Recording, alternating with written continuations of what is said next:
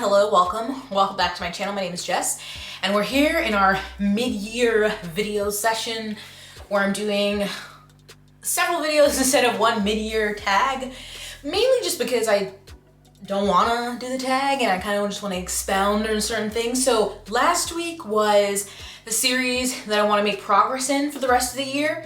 So kind of like my end of year TBR. Of course, there'll probably be some other things that pop up that I end up reading, but I'll link that video. Today, I wanted to talk about my best and worst of the year thus far. Next week will be all of the books that I DNF'd. And I don't know if there'll be any more videos. We'll see. Anyway, this one's about best and worst, and I might just talk about some other ones that I haven't talked about, that I didn't talk about in my series video and that are not in the DNFs. I may talk about here because why not? I can. Who's to say that I cannot? Okay, without further ado.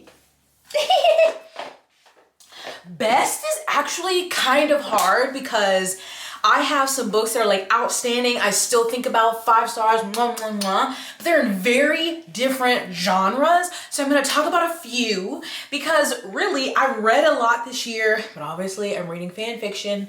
But it's not like a ton of books. It's still a lot, okay? I'm not trying to downplay how much I've read. As of today, which is, what is today? June 26th, I've read 47 books, which is amazing. And my goal I had set for this year was 24, so obviously surpassed that. But so one of my favorite, okay, so this is hard because there's 3 that are all by the same author, they're all romance, and I cannot pick my favorite. I don't know how to pick my favorite, so I'm just gonna say Part of Your World. What's the other one? Yours Truly and Just for the Summer, Abby Jimenez. Like, I've not read the other books that were written before this. I've heard mixed things about those. But these, auto-buy, like, amazing. They're just so good. And I was hesitant because they're a little chunky for what I like in a romance. They're like 400 something-ish pages, but every page needed. Abby Jimenez is a perfect job to me at writing a romance story with other things going on, but still making the romance the focal point of the story.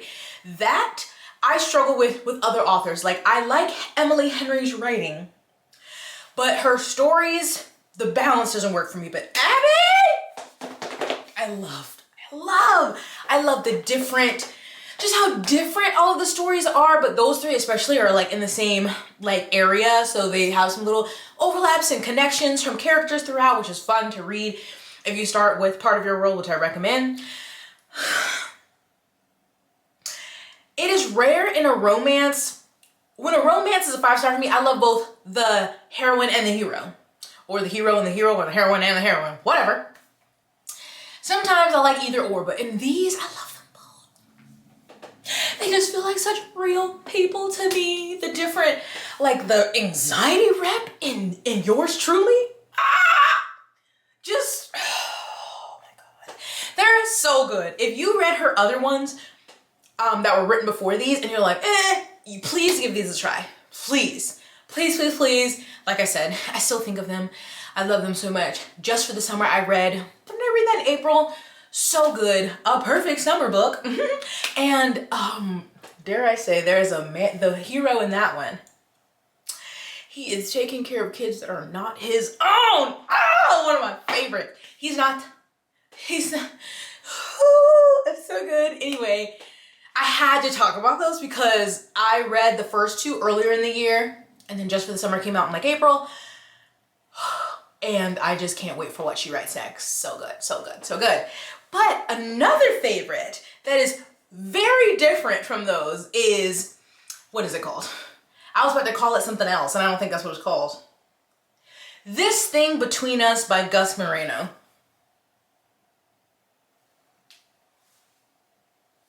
This is one of the wildest things I've ever read. I cannot wait to reread this one day because it's so trippy. It's like horror. Maybe there's a splash of sci-fi. It is so, I don't even know how to explain it, but we're following our main character after losing his wife. So you're getting a lot about grief, but he also is, I believe, Mexican American. So we're getting also some about like identity and like feeling like you don't belong and other people telling you don't belong and like struggling with, you know, coming from a family of immigrants. But there's so much that's happening. It's like, is he being haunted? Is there a ghost in his house? Then he moves. Did the ghost follow him? Is there a curse? Who is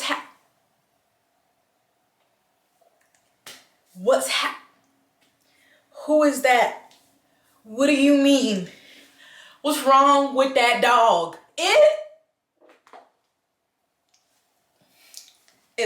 Amazing. And when we talked about it, because it was a Patreon read, we were like, wait, I have more questions, but not in a bad way. It was like, I want to reread this again, or I want to reread it so I could be like, now that I have these questions to go back and like, I had to go on Reddit. I had to Google, like, what, tell me, because like the ending is kind of, you know, you can interpret it in different ways. It is so short too. I love me a short masterpiece. Granted, there are books that are longer that I love, that are 5 stars, amazing. But I also think it is amazing when you do that in less than 300 pages.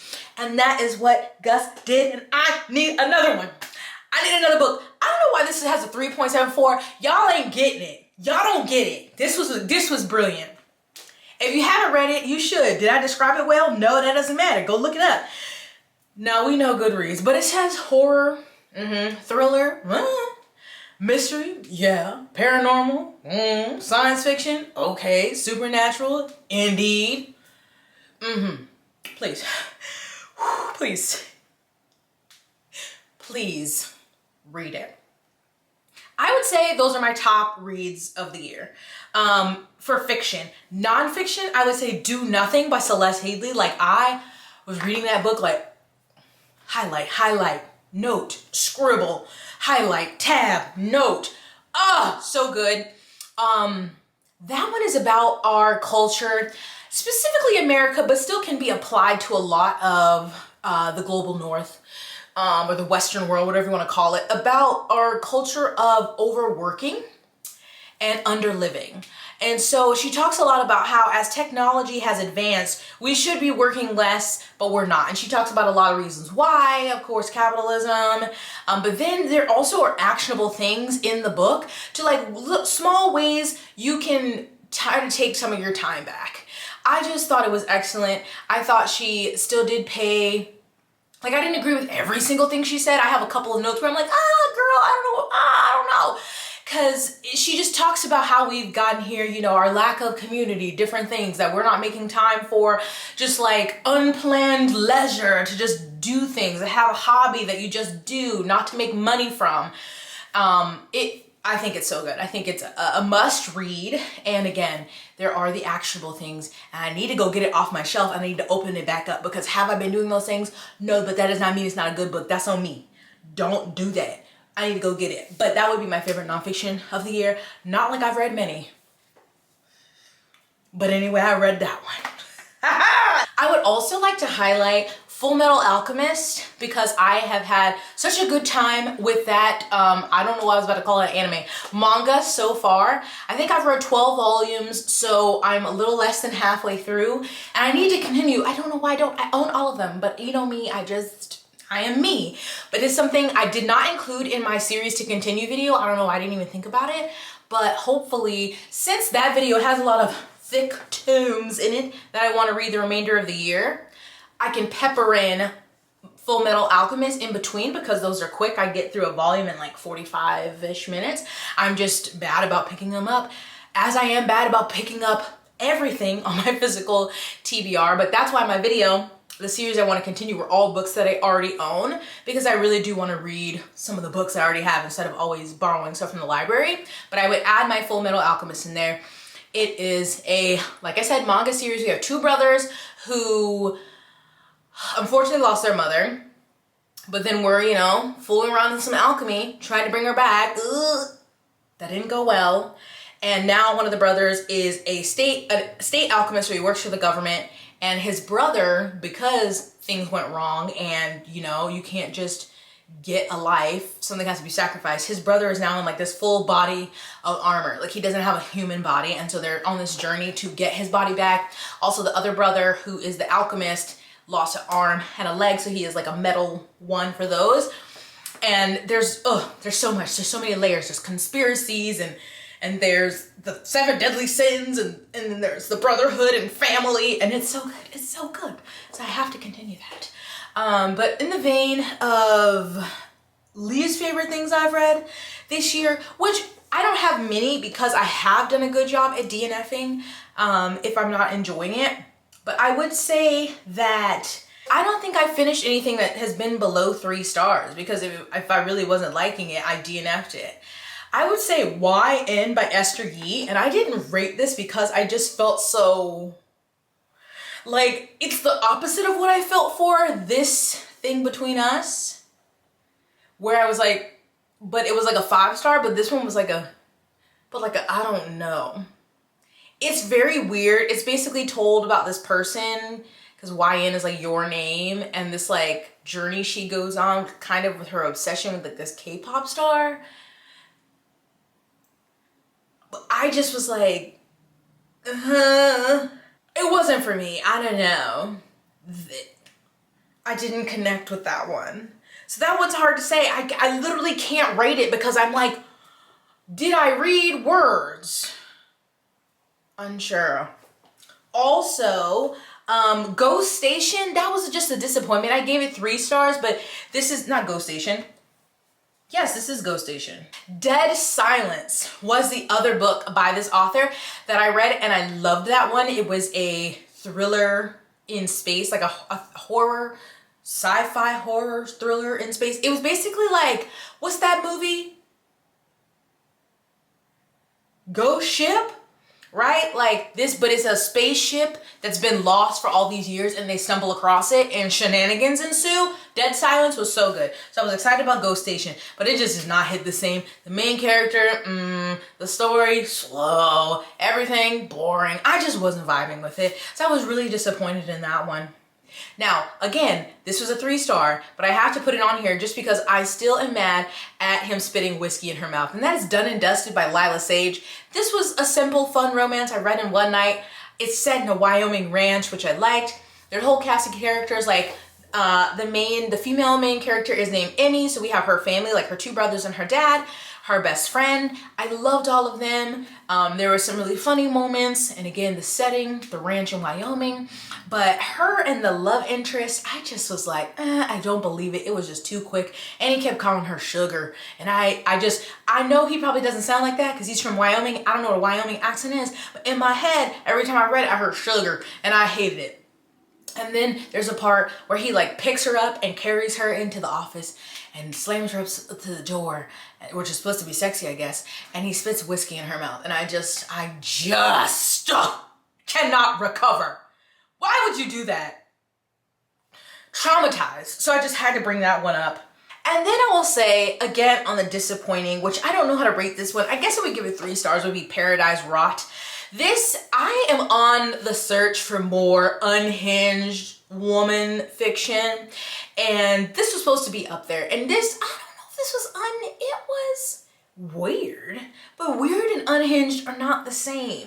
And this one is, she's a Norwegian student, but in the UK, and she moves in with this girl, and they just have this really weird relationships, and apples start rotting in the house that they're sharing, and there's a lot about pee. Like, she's always just like listening to how the pee sounds hitting the toilet bowl. And I'm like, why? It was weird. It wasn't unhinged. Not in the way that I want. I don't know. There's only a few books that have really hit that. Bloom was one of them. That was really good.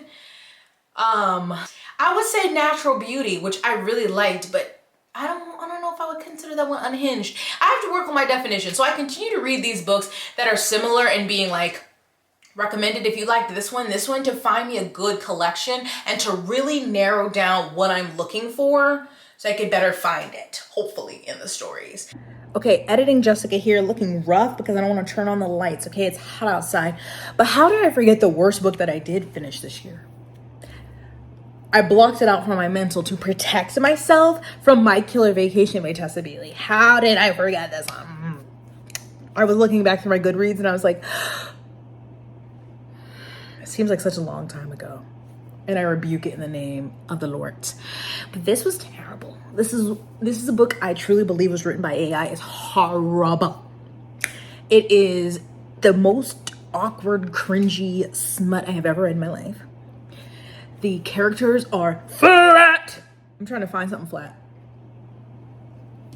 Even this has too much depth. You see this? This case has too much depth because this lifts up flat. There's nothing. I mean, I don't even have anything in my house as flat as those characters. He's just this like, oh, I have tattoos and I ride a motorcycle, so I'm a bad guy. And she's like, oh my God, I'm from the suburbs and I teach elementary school. I want a bad boy.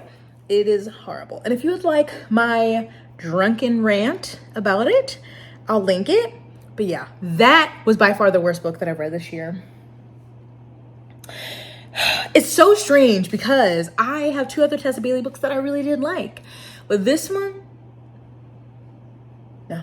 And then I went to look for the image to put it in here in the video on Bookshop where I got the rest. What do you mean to be revealed? This is already out. Don't tell me this is getting another edition. It don't deserve another printing, let alone another edition. So I don't know what this is about, but it says something 2025. Make it make sense. But yes, my reading year this year has been so much better than last year. And I think, of course, we have to thank fan fiction because I've read so much of that that I really feel less inclined to waste any time on a book that I'm like not enjoying. And so even books that I'm like, this might be a 3.5. I'm like, not all of them obviously, but a lot of them I'm like, why finish? Do you know what I'm saying? And so you'll see those books in the next video of the ones that I've DNF'd. But yeah, I'm really happy that I'm having a really great reading year this year. That's what matters. Am I having a good YouTube year?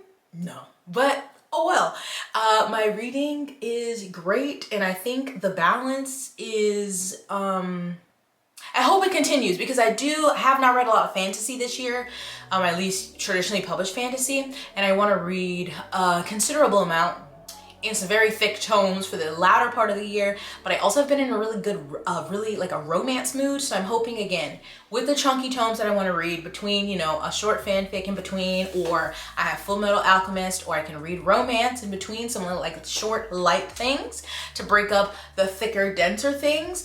I'm predicting a good finish for this reading year. We still have 6 months left, but it just feels weird once we get to the mid-year point. It feels like it just flies by and I don't like that. No, thank you. So anyway, no need to linger any longer. Can you tell me so far how are your reading years going? Do you have any standouts that were just superior or terrible standouts? It can be either way. And do you have any plans for your reading for the rest of the year? But thank you so much for watching. I hope you take care of yourself, stay blessed, hydrated, moisturized, and sunscreen. But really, it's hot outside. Hydrated. Also, not just water. You might need a pinch of salt in there, a Gatorade, a Pedialyte, a liquid IV, something, okay? Sometimes you need more than just the water, okay? And put on your sunscreen. Put it on. You see I'm in the house, but you see that light coming in? I got sunscreen on. Do you? Well, okay, that's it. I'll see you in the next one. Bye.